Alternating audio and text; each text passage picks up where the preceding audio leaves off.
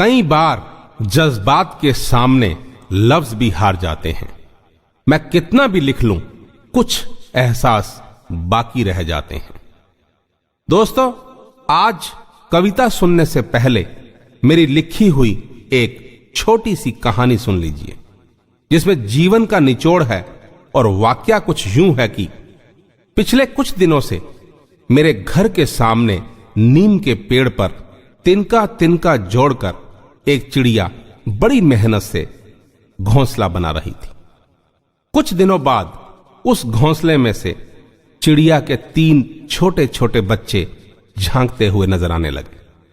भूख से बिलखते और इंतजार करते बच्चों के लिए उनके मां बाप दाना दाना चुग कर लाते, फिर बड़े यत्न से अपने मुंह का निवाला अपने बच्चों के मुंह में डाला करते थे। कुछ दिनों बाद बच्चों के छोटे छोटे पर निकल आए थे। वो फुदकने लगे थे और उनके मां बाप उन्हें उड़ना सिखा रहे थे। चिड़िया के बच्चे सारा दिन चहचहाते रहते थे, एक डाल से दूसरी डाल पर फुदकते, खेलते, खाते, उड़ते रहते थे। दिन यूं ही गुजर रहे थे, लेकिन एक सुबह घोंसले में से कोई आवाज नहीं आ रही थी। मैंने झांक कर देखा, घोंसला खाली था, यानी बच्चे हमेशा के लिए उड़कर जा चुके थे। और तब मुझे महसूस हुआ कि रिश्तों को जकड़कर या पकड़कर नहीं रखा जा सकता।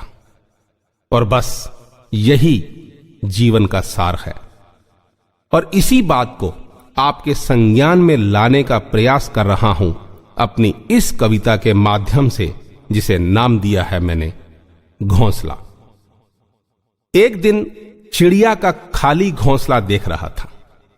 तभी मेरे इकलौते बेटे ने आकर मुझसे धीरे से कहा, पिताजी, घर बहुत छोटा पड़ता है, मोहल्ले का माहौल भी अब नहीं जचता है, यहां बच्चों का पढ़ाई में बिल्कुल भी मन नहीं लगता है और मेरा दफ्तर भी तो यहां से अब बहुत दूर पड़ता है।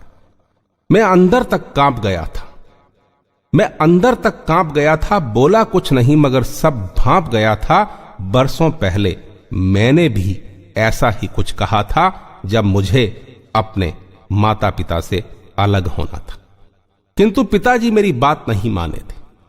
नहीं जानता उनका पुत्र मोह था या स्वार्थ, उस वक्त का कोई चलन था या समाज की शर्म, उन्हें बुढ़ापे की चिंता थी या बेटे के खो जाने का डर।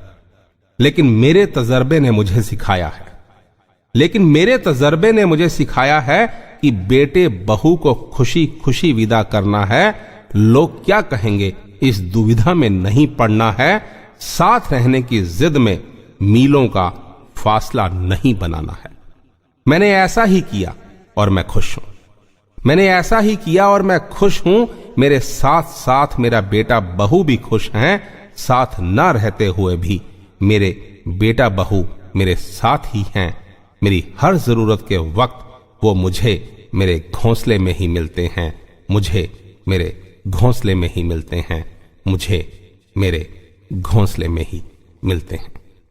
बस इतनी सी थी मेरी ये पेशकश, मेरे ख्यालों से होती हुई, मेरे लफ्जों में लिपटकर आप तक आने को बेताब और आपसे अन्य लोगों तक पहुंचने को बेकरार।